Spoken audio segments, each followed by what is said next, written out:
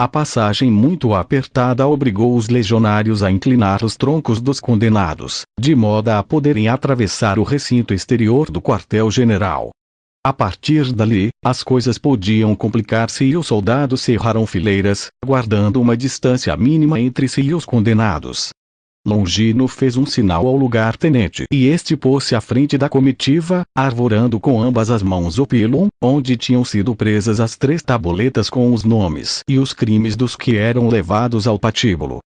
Mal deixamos a fortaleza, fomos surpreendidos por um vento em rajadas, muito mais forte do que aquele que notara durante os debates de Pôncio Pilatos no terraço do pretório. O vento leste vinha carregado de pó e de areia. Intrigado com o súbito agravamento do tempo, premi a ligação auditiva e perguntei a Eliseu que notícias tinha quanto à anunciada instabilidade das altas camadas da atmosfera, nas proximidades da fronteira do atual Iraque com a Arábia Saudita. O meu companheiro, que eu praticamente abandonara havia horas, censurou-me o silêncio, embora compreendesse que as circunstâncias não tinham sido ótimas para o manter informado. Imediatamente começou a explicar-me que a turbulência se convertera num aboab, ou tempestade com vento violento, alimentado pelo contato entre uma corrente em jorro e outro sistema de pressão barométrica distinto. A tempestade fora aumentando, especialmente na periferia ocidental da depressão bárica, localizada, como disse, a sul do Iraque. Os sistemas eletrônicos do berço tinham detectado correntes cônicas de partículas suspensas no ar, movendo-se em direção noroeste, e em frentes que oscilavam à volta dos 100 km. As faixas deste aboab tinham se enroscado e alargado, até atingirem os 500 km, levantando à sua passagem gigantescas nuvens de areia, provenientes dos desertos arábicos de Nafu e Dana. Segundo os detectores do módulo, as rajadas atingiam 25 e 30 nós por hora. Contrariamente àquilo que Eliseu calculava, a chegada da tormenta elevara a umidade relativa, avaliando-se também uma ligeira baixa da temperatura. A visibilidade dentro do turbilhão de pó, acrescentou o meu irmão, foi calculada por Papai Noel nos 300 metros. Tempo previsto para que o lóbulo central do aboab varra a cidade, entre 30 e 45 minutos a partir deste mesmo instante. Aquilo significava que se a comitiva conseguisse alcançar o local da crucifixão antes da chegada da tempestade à zona de Jerusalém, as trevas, provocadas pelos bancos de areia em suspensão, cairiam sobre nós durante a execução. Quem podia imaginar naquele instante que as famosas trevas descritas pelos evangelistas pouco tinham a ver com o obscurecimento do sol pela areia, a curta distância do parapeito de pedra que rodeava aquela zona da Torre Antônia um grupo de judeus esperava, calculei uns 200, entre os quais se encontravam uns quantos saduceus, os mesmos que tinham assistido à condenação de Jesus no pretório, e, naturalmente, José de Arimateia, na companhia de outro jovem emissário de David e Zebedeu. Este acabava de comunicar ao ancião que Maria, a mãe do mestre, e outros familiares vinham a caminho de Jerusalém e que, provavelmente, se encontrariam com João no caminho de Betânia. Segundo José de Arimateia, Caifás e os outros membros do Sinédrio tinham se dirigido ao templo, dispostos a dar notícia dos acontecimentos daquela manhã e da morte iminente do Rabi da Galileia. Mas a preocupação de José não era a sorte do mestre. Ele sabia que a sentença do procurador era inapelável e que só os poderes divinos de Jesus o poderiam libertar da morte certa. Os pensamentos do ancião dirigiam-se para outro problema. Uma vez conseguida a sentença contra o Galileu, os sacerdotes saíram da fortaleza, discutindo e preparando a sua próxima ação, a prisão e aniquilamento dos discípulos de Jesus. José avisara o correio sobre tal manobra e insistiu para que fosse a Getsemane e pusesse de sobreaviso David e quantos adeptos e amigos pudesse localizar. Assim fez. Eu atrevi-me a insinuar-lhe que a sua presença perto do sumo sacerdote e dos saduceus podia ser muito mais útil que naquele trágico cortejo e José, sem poder conter as lágrimas assentiu com a cabeça, enquanto observava atônito o rosto ensanguentado do Nazareno e o seu corpo cada vez mais esgotado e vergado ao peso do tronco. Em meteorologia, chama-se aboab uma tempestade de psi que se forma nos desertos durante um período de instabilidade convectiva. O termo Abob deriva de um outro árabe, que significa vento violento. São notáveis e famosos os abobes do Sudão, com velocidades que chegam aos 85 km por hora. Do M. Ao lerem o enredo de Jesus, os dirigentes judeus saíram ao caminho do Optio e do pelotão e, furiosamente, protestaram contra a inscrição. Longino tentou serenar os ânimos exaltados dos hebreus, fazendo-lhes ver que as tabuletas tinham sido escritas pelo punho e com a letra do próprio procurador. Foi inútil. Os saduceus exigiram que o centurião mudasse o texto, retirando a expressão Rei dos Judeus. A tensão chegou ao máximo quando alguns deles se puseram a atirar pedradas aos soldados.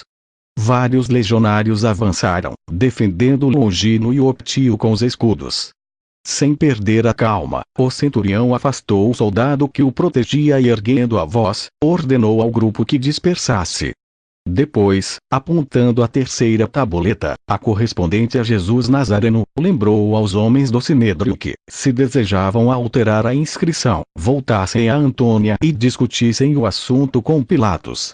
As palavras de Longino apaziguaram a cólera dos judeus e 3 juízes retiraram-se apressadamente em direção ao pretório, dispostos a negociar o que consideravam um insulto ao seu nacionalismo. Eu não voltaria a ver Pilatos naquela primeira grande viagem. No entanto, e antecipando acontecimentos, posso dizer que, na nossa segunda aventura, Cívilis me relatou o novo encontro com os desprezíveis sacerdotes, congratulando-se com a atitude de Pilatos. O governador foi inflexível, lembrando aos hebreus de que Jesus se proclamara rei dos judeus fora um dos motivos da sua condenação. Segundo parece, quando os saduceus se convenceram da dura e intransigente posição do romano, sugeriram-lhe que, pelo menos, trocasse o dístico por outro. Disse: "Sou o rei dos judeus." A resposta de Pilatos foi a idêntica às anteriores: "O que escrevi, escrito está por mim." E a representação do Sinédrio não teve outra solução que não fosse retirar-se, mas antes ameaçou o governador com uma infinidade de maldições e castigos divinos. Encerrado o incidente, o centurião deu ordem para continuar. Desembainhou a espada e, sem hesitação, abriu passagem entre a turba. Há centenas de fanáticos, na sua maioria as pessoas sem ocupação, comprada pelo Sinédrio ou, simplesmente, doentiamente sedenta de sangue, recuaram imediatamente, abrindo um corredor por onde desfilou o pelotão com os condenados. Por mais que olhasse, não pude descobrir um só dos amigos ou discípulos de Jesus. Quanto à multidão que gritara pela libertação de Barrabás e pela crucifixão do Galileu, onde estava? Aqueles hebreus constituíam uma ínfima parte dos 2 ou 3 mil que se tinham juntado minutos antes, diante da escadaria da residência do procurador. Este súbito desinteresse pelo final do odiado rei dos judeus confirmou a minha hipótese. A imensa maioria dos judeus que nessa manhã subiu até o pretório só tinha uma intenção: solicitar a tradicional libertação de um preso. No fundo, pouco lhes importava em quem recaísse a graça. Se os juízes tivessem clamado pela liberdade de Jesus, aquelas pessoas, provavelmente, teria feito coro pelo nome do Nazareno. Uma vez satisfeita a sua curiosidade, os milhares de peregrinos e habitantes de Jerusalém retiraram-se, esquecendo-se praticamente do condenado. Mas tropeçar naqueles 200 covardes algum efeito teve. Longino, homem de grande experiência, pensou sem dúvida que a passagem dos zelotas e do rei pelas ruas da cidade alta de Jerusalém podia originar complicações para si e para os seus homens. Com sensatez alterou o caminho que tradicionalmente era seguido por aquele tipo de desfiles. Em geral, os justiçados eram levados pelas vielas da cidade, para que assim se desse exemplo ao povo. Nesta ocasião, insisto, o centurião decidiu-se por um caminho muito mais curto. Tenho pena de desiludir quantos acreditaram e acreditam numa via dolorosa pelas estreitas ruas do bairro Alto de Jerusalém. Nada disso. O centurião e os soldados desviaram-se para norte, entrando pelo caminho poeirento que conduzia a Cesareia e que percorria quase paralelamente o vale do Tiropion. Hoje, essa mesma via atravessa, um pouco mais a norte, a porta de Damasco, na muralha setentrional. Os primeiros a ficarem surpreendidos por esta mudança de itinerário foram os hebreus que tinham arremessado pedras contra a escolta romana. Dali a pouco, encabeçados pelos saduceus, começaram a seguir Longino e os legionários. Suponho que a inesperada alteração do caminho tradicional lhes acendeu ainda mais a curiosidade.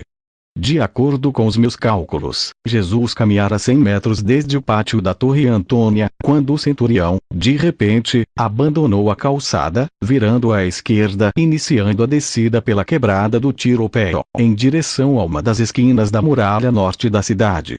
Naquela zona exterior de Jerusalém o vento levantava grandes massas de poeira e de terra, dificultando o penoso caminhar do mestre e dos bandidos. Estes tinham voltado a ser açoitados, embora aquele declive e a irregularidade do terreno impedissem a precisão dos golpes dos verdugos. Foi precisamente ao descer pela curta ladeira, cheia de cardos e de abrolhos espinhosos, que o corpo destroçado do Nazareno perdeu novamente o equilíbrio, caindo por terra entre uma nuvem de pó. Desta vez, Jesus conseguiu apoiar-se nos joelhos, que foram bater em pedras. A terceira queda do prisioneiro obrigou a comitiva a parar.